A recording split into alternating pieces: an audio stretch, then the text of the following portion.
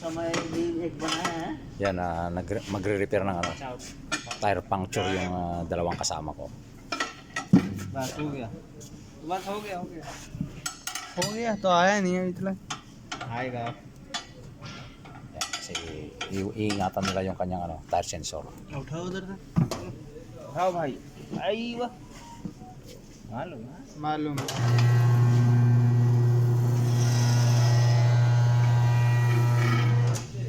Pra-practicean nilang ano, repair. Yan, mayroon sa kasing tire sensor dyan, kaya yun ang ano, ingatan nila. May butas kasi siya. इसमें ऐसा लगवा देखो जरा Yun, may butas, may puncture, kaya kailangan i-repair. Ano, nilalagyan ng cement para dumikit yung ano natin, ये ऊपर से आता है वो बहुत patches. जल्दी No? आता हो Yan, so yan po yung ginagawa pagka nagre-repair ng ano, tire puncture.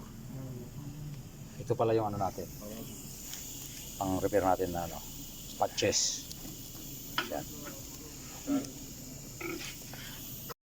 Bali didikit na yung ano, patches niya sa pinaka sentro ng butas, no? Yan, tapos anuhin ng pinaka ruler para yan, kahit bearing pwedeng ano yan, gamitin. Yung iba bearing lang yung pinampapagulong diyan para dumikit siya ng husto, no? Yan. So ayan po, like and share yung ating mga videos para magkaroon ng idea yung iba paano pag-repair ng gulong na may butas o may puncture.